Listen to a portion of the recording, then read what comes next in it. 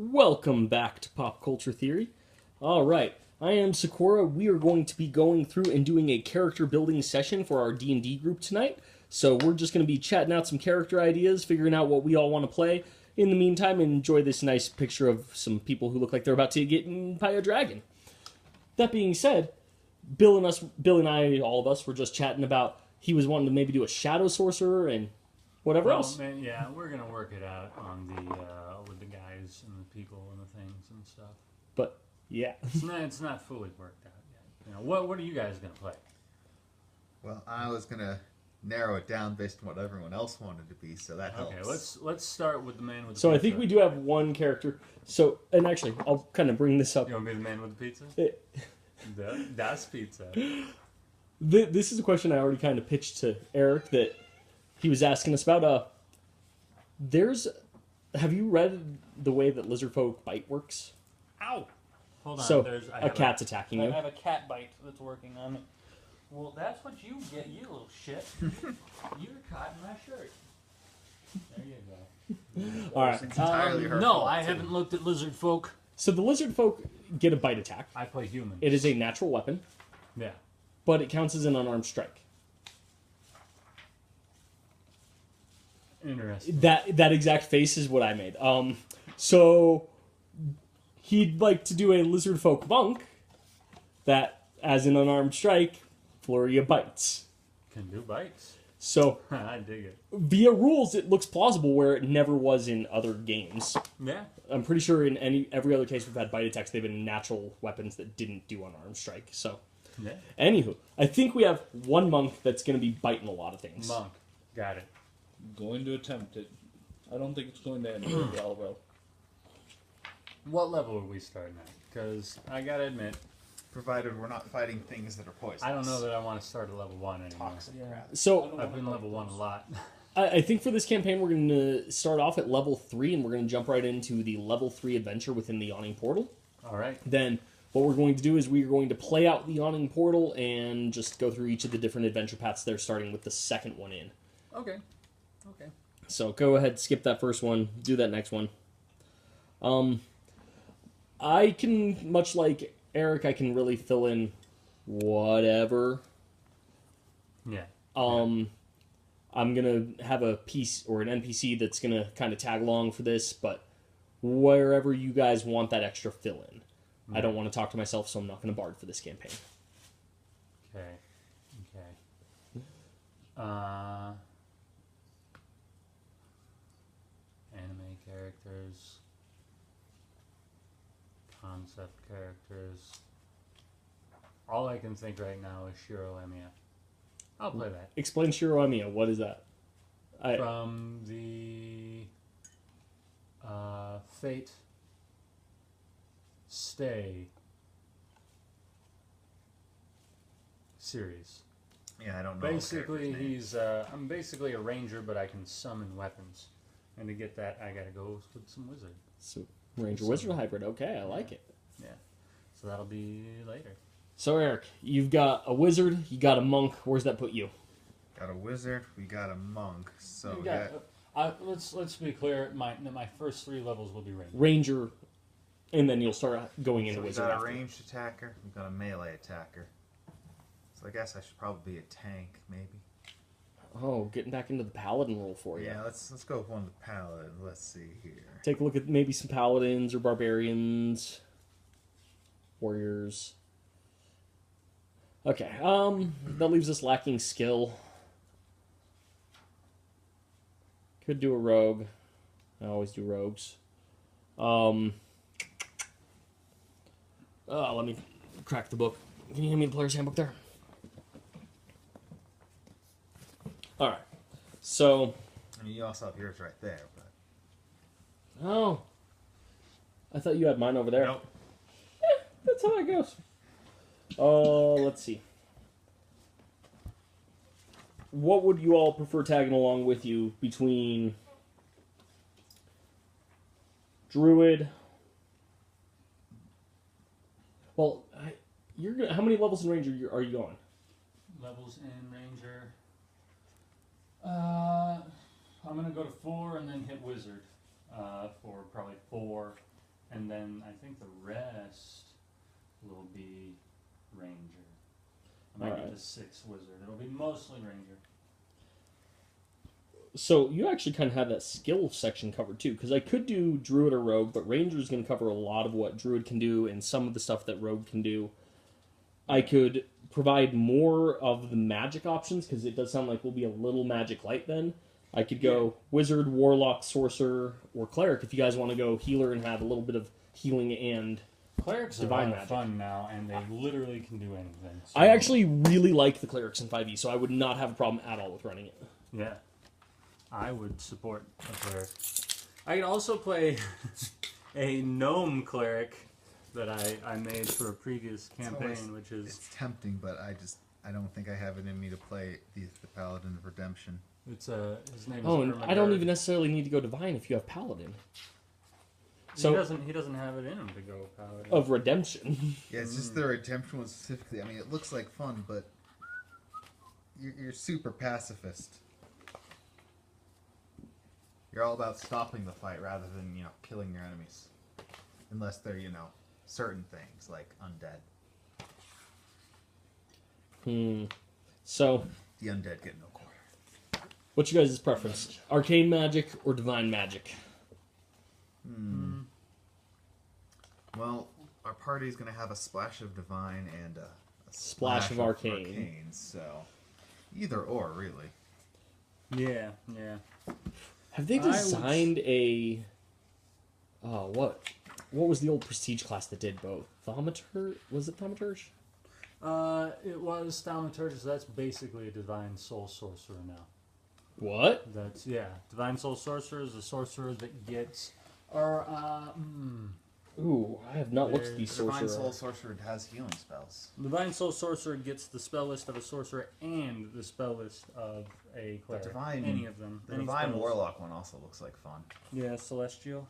I'm going to look at both those. I just, honestly, since 5e, I haven't really touched arcane casters that much, so I haven't had a chance to. But Divine Soul Sorcerer. Favored by the gods. Empowered healing. I'm liking You don't it. get the full wizard list, so that's the difference. I could play Edward Cullen. I made that at one time. Why? Why would you? Why make would you that? subject us to that? Edward, Why would you it's subject the actually world a to sweet that? vampire-based warlock. Celestial Warlock's kind of cool, but I'm leaning toward this Divine Soul Sorcerer. I think that'll kind of help fill 2 roles with one thing. You guys will have to figure out what you're doing about traps on your own. All be multi-rolled. Oh, it's simple what we're going to do with the traps. We're going to trigger them. Every last one. With your face. Really. It's okay. I'll have the HP to withstand it. I don't know about the rest of the party, but I'll be able to withstand it. I'm just gonna hug your back the whole time.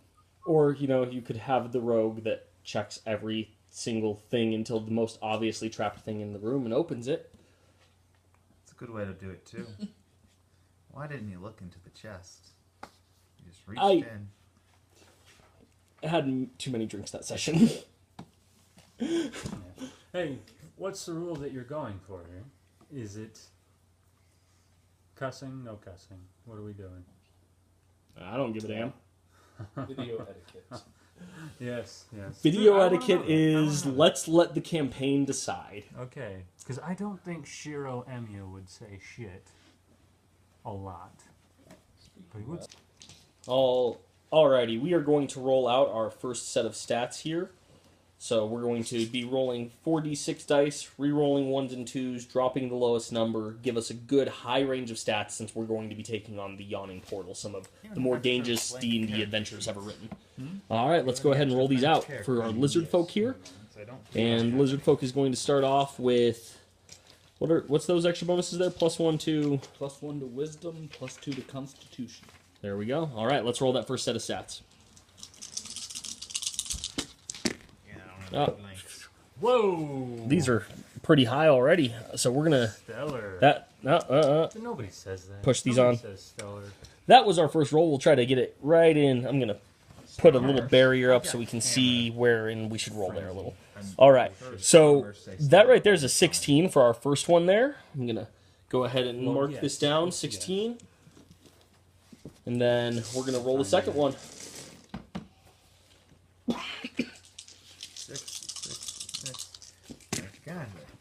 All right. I'm gonna go with the So we got 2 2s. We're going to re-roll those. Again, giving us some pretty high stats on purpose for this campaign.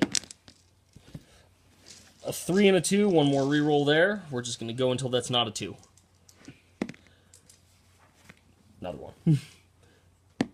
That curse die. All right. So that was a 4. Gives us a 15. So 16 and 15 there. Now, the lowest stat we can possibly walk away with here is a 9, highest being an 18. It'll give us a really wide or a really large range to go through. All right, we got 2 rerolls and 2 5s. 5 and a 4. All right, that's going to be 14, so we're going right down the line.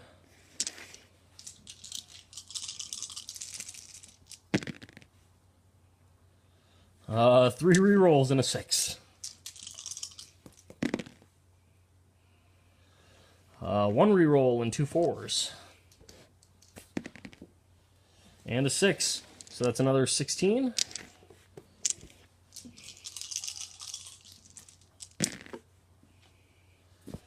Where did... Oh, over here. Another 1. Okay, rerolling those. Alright, that's going to be 14.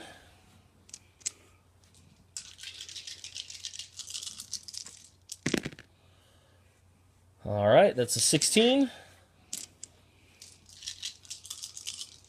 And the last roll here has a lot of rerolls on it and a 6. Sometimes that's all you really want is that. One more reroll, possibly that 18 there. Nope. Alright, so that gives us one more 16. Alright, so... Pretty even. Yep, you're gonna walk away with 3 16s, 4 16s. Actually, that rolled really high. 4 16s, a 14 and a 15. Yeah, That is quite high. Mm-hmm. Not a bad roll. That's, so we're doing reroll 1s and 2s? Reroll 1s and 2s. Yeah, that'll make it high.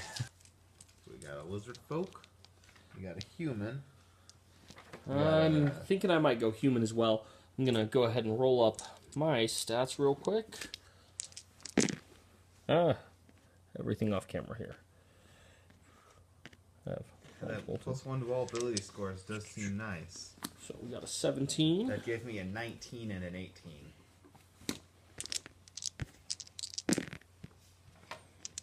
2 2s that need re-rolled. 17. That's good. I'm not very often human. All right. we'll That's have going to be a a low human stat. heavy That's going to be 13. Hopefully we're not xenophobic. wherever 12. we go. Oh, xenophobia is everywhere. That will make for fun interactions. I may crush thy 6 enemies. more, that's paladin. 15.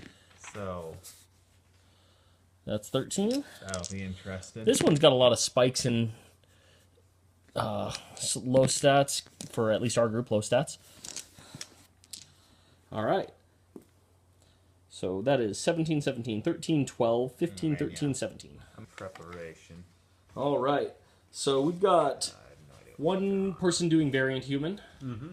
I'm thinking variant human myself. What are you looking at? I was also saying variant human. So we're we've a got at human least heavy 2 group. variant humans, maybe a 3rd variant human, and a lizard folk. I'm gonna go look through. I'm not quite sure I'm gonna end up variant human.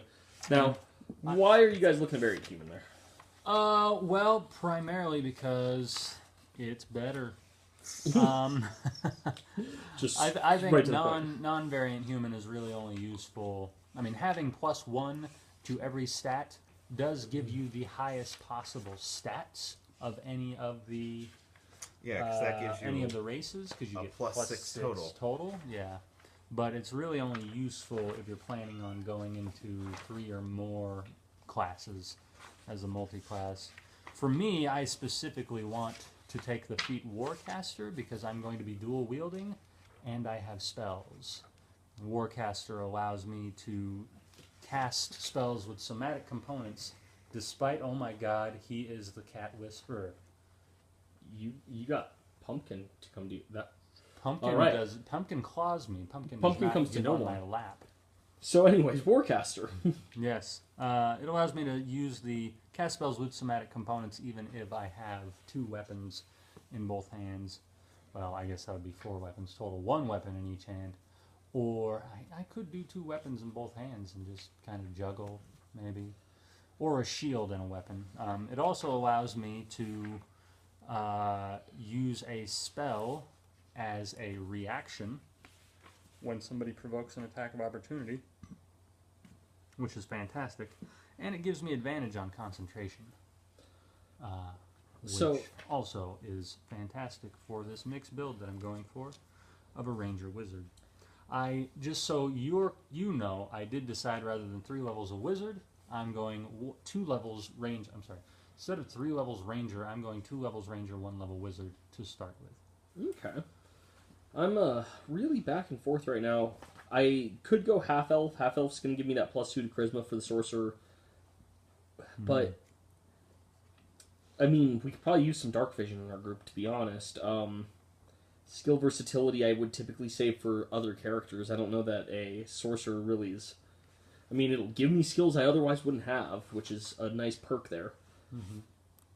But One of I was the looking reasons at I some- chose human was to avoid having dark vision again. I never get to use torches. I always have dark vision. No, I love. yeah, you don't often go human. I love the spell light, and if I have dark vision, I won't cast it. Yeah, I find myself going with Asimar more than human.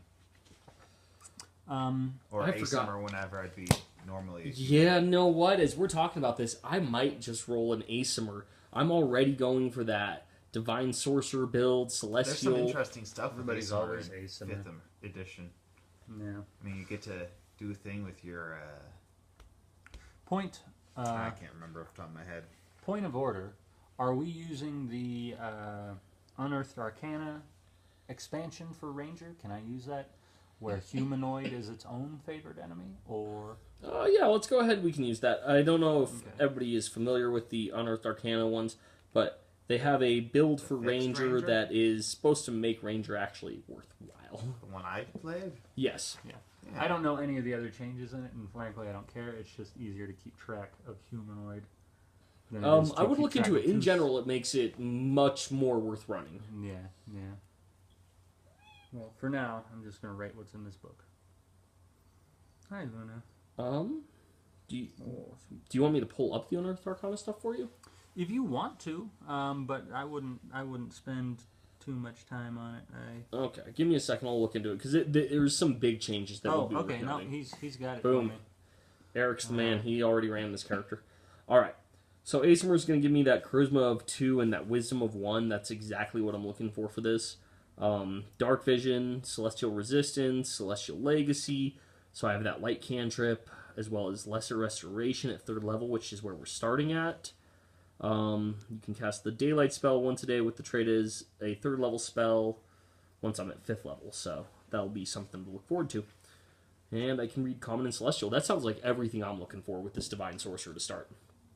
So, Oh, the Asimar? yep, so let's go ahead and we can figure out what our exact stats are once we plug our races in here, and we'll see where the characters are for building. All right, I think we've all got our races and classes and our stats drawn up, so we're going to go through these. I ended up with a Shadow Sorcerer.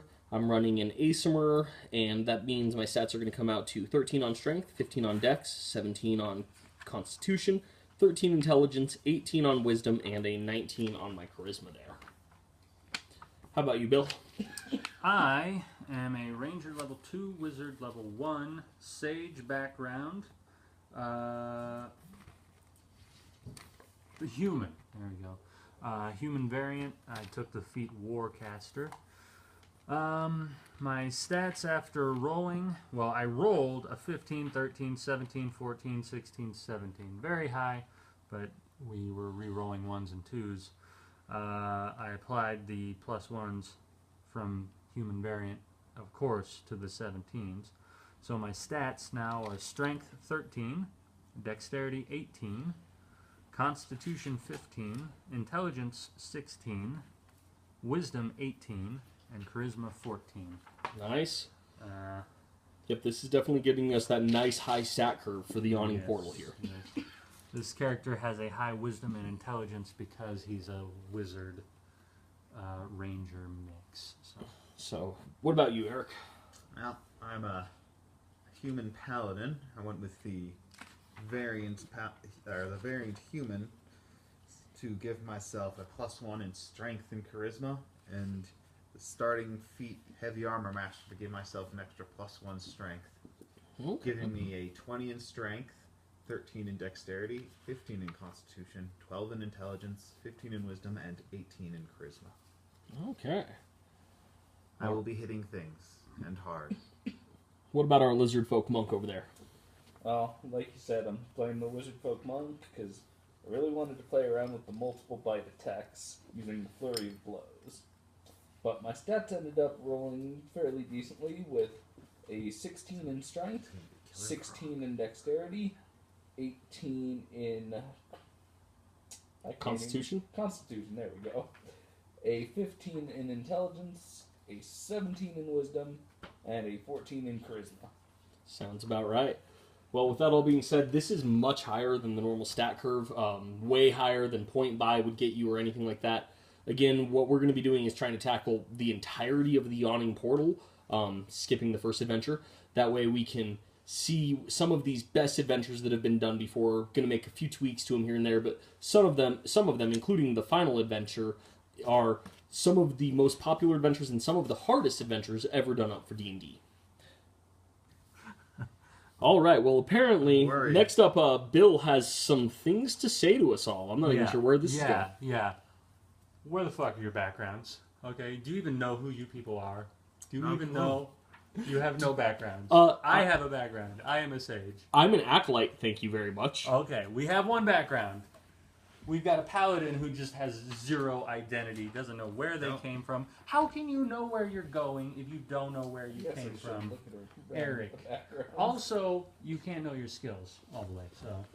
I didn't know I had to have a Clearly, I'm an amnesiac well, something. that is actually something yes. a lot of people overlook in 5e. That it is not just a matter of character class, race, and stats. Background is a key piece in 5e that, unlike other games, it is included and gives you other skill pieces and those kind of things. So I'm definitely going Acolyte. I haven't quite figured out which personality trait, ideal, bond, and flaw I want. See, although, we had talked about some funny ways that you can come up with those. Let's see. Oh. Yeah. Well, what you're looking at some of these for Paladin? Yeah, see, there's things. I became Paladin because, and ideas to jump off from. Oh, yeah, that's decent. So, Dan, if you don't know, the backgrounds are actually they're a listed thing here, so there's the pre-made ones. If we play the game the way the game is meant to be played, when we go against all logic to act out one of our ideals or flaws or bonds, it's intended to be a way for us to earn inspiration for what's in the book. Mm-hmm. And the inspiration gives us certain advantage. I want to say it actually can give you advantage, exactly. Yes, it gives you advantage. You can use it once to add advantage to any roll, and it can be used after you roll your first roll. So, it's pretty. It's good to earn if you can. Sometimes though, the flaws are your flaws that you fap on everything. Don't. It's one hell of a flaw. You're screwed. Yeah, you're really gonna muck up the story.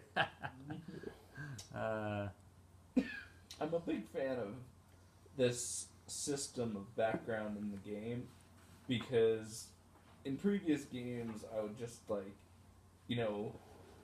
encourage people to become more creative with their characters' backgrounds and everything. Yeah. And seeing people play it out in game just made me always want to reward my players. Yeah. Ooh, I definitely have a good flaw for my character. This codifies it essentially. Yeah. So I'm working on my Which is useful. Each one comes with personality traits, ideals, bonds, flaws, and you can come up with your own outside of the ones they suggest. But there's actually a flaw for this that works really well for Acolyte that I can play since I'm going to be NPCing and DMing at the same time. My character is flawed, just so all you guys are aware. It'll be that once I pick a goal, I'm obsessed with it to the detriment of everything else in life. And that way, my character, you guys can meet at the Yawning Portal. And in that inn, you will understand that they are obsessed with the Yawning Portal and discovering its secrets. So if you were to go elsewhere, this character's staying here. This sounds terrible. No, that'll be a fun one. I went way past the thing I was looking for. You went way past reason, Eric. Typically. All right, I think we've just about got all of our characters put together here. We're going to quickly go over what our characters are one more time and some of their background, some of the key features to them before we go ahead and jump into the Yawning Portal. Bill, you want to start with yours? Yeah. So I based this character on Shiro Emiya from the Fate Stay Night series. So, if listeners know or viewers know what that series is, they're probably going to disagree with some of my choices here. But sometimes you got to try and fit it into what's easy to play. So personality traits. I just chose one from the sage background that I thought fit, which is that I'm horribly, horribly awkward in social situations. Shiro was only a little bit awkward, but might as well take the wordings with there. I also added my own, which is that I'm constantly concerned with my ideals. Ideals, I have self-improvement. The goal of life is study is the betterment of oneself, and justice, because that's important. Bonds, it is my duty to protect those who cannot protect themselves. And flaws, I speak without really thinking through my words, invariably insulting others. That's not really a Shiro Emiya flaw, but it's something that I can play to more easily. Then also I'm lawful neutral. No, I'm sorry, lawful good. Lawful good.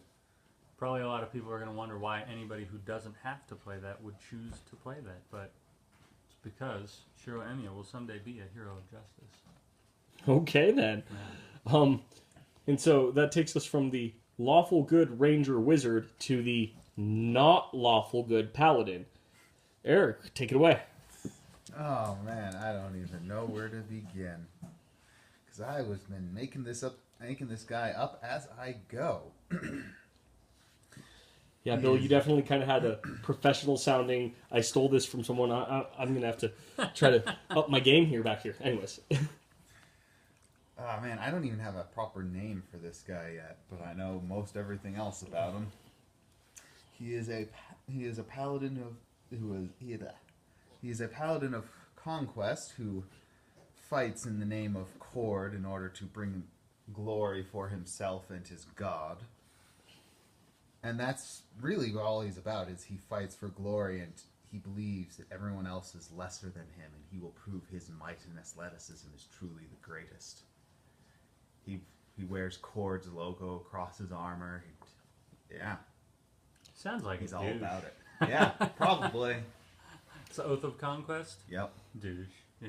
All definitely. right. So what are some of your background pieces there? Your flaws, your... His flaw is that he truly believes that everyone else is beneath him. Of course he does. His bond is to face any challenge because to prove that he is mighty and the strongest. I find it funny the cat meowed right when you said everybody is beneath him. Yeah. All right. And his main personality trait is that nobody can deny his regal bearing. And with that, you're running the background that gets the 3 Yes, servants. he is a knight with the retainers. So we rolled up some servants for him. He's going to have a squire that is taking care of his armor, his horse, the daily, nightly duties. He is going to have a messenger that will be delivering messages for him and bringing messages back to him. And this was kind of a fun one. He's going to have a coach. A little halfling, Rocky type, get him into shape coach. So we're going to make that some NPCs. They'll be part of this crowd here. You have any other details over on that one? He's a human, even though I haven't figured out how tall he is or what he looks like. But he's a human. Sounds about right. All right, we're going to pass over toward the lizard folk there. All right. Well, as you know, I went with the lizard folk monk. And one of the basic lizard folk beliefs is that there are only two types of humanoids. There are lizard folks, and there are meat. And that's basically one of the premises of this character. His personality traits are kind of contradictory to these beliefs, because he wants to work towards peace among everyone. But is everyone lizard folks? I don't know. We'll have to see how that plays out. Okay. Up next in the ideals, he has a strong belief that the traditions and sacrifices of old should be upheld at any cost. Okay. For the bonds, we went that he will do anything for the common people. Once again, common people... Is that lizard folks? Does it include meat? That's a question. It's a blurry line. We'll see. And finally, for our flaws, I decided that he is going to be inflexible in his thinking. I don't think anything can change my mind. And I believe that Of it shall make for course. some great interactions. All right, well, that just leads to the NPC that I will be running along as I DM this adventure here. I'm going to be running a sorcerer that is a divine soul, so I'm going to be kind of filling in both that magic and that healing aspect. I'm going to have the acolyte. So from those, my acolyte is going to have... let me get back over there real quick. All right, so the first piece that I had on my acolyte is that nothing can shake my optimistic attitude. Then the next one that I had going on over here was I always try to help those in need no matter what the personal cost. My bond is that I will do, or skip that one, everything I do is for the common people. And then finally, my flaw, once I pick a goal, I become obsessed with it to the detriment of everything else in life. Which is kind of going to be one of the ways I can get this NPC in there. Their obsession is starting with this Yawning Portal. So, that being said, I also have a couple of other pieces. Can I grab that Xanathars from you? So, then I did a couple of the pieces for the Sorcerer from Xanathar's Guide. They have some of your different options, including an Arcane Origin. My Arcane Origin is that... where was that one? A powerful entity entered the world. Its magic changed me. For the reactions, we have here that you came... Or, that wasn't the one. You are believed to be tied to an ancient line of mad kings that supposedly ended in a bloody revolt over a century ago. Supernatural marks. I have... You wrinkle your nose when repeatedly while you are chewing, so it doesn't really play in too much outside of some roleplay stuff there. And then this one was kind of fun here with my signs of sorcery. Your hair and garments are briefly buffeted out as if by a breeze whenever I call forth a spell. So just, different pieces that'll be fun for playing in for the role-playing, pieces that play into the background, and will help me as a DM or any DM. These pieces can be used to really get into that. But we're going to be starting off with the Yawning Portal. We're skipping the first adventure in the book, and when we come in for the adventures, we will be starting off with... I believe it's the Stone Forge. What's the full name on that, though? The Forge of Fury. So that's where we're going to go ahead and jump in for our first adventure there. Thank you all for joining us for our RPG Time PreCast. This was our first ever RPG Time podcast / videocast, and this is going to become a weekly, maybe bi-weekly event, depending on how consistent our group can get.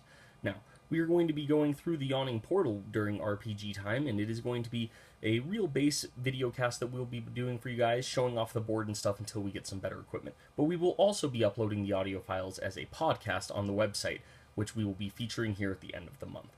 With all that being said, this is part of our D&D video giveaway series for the month of April, and that means that we are going to be doing this Icons of the Realms Monster Menagerie 3.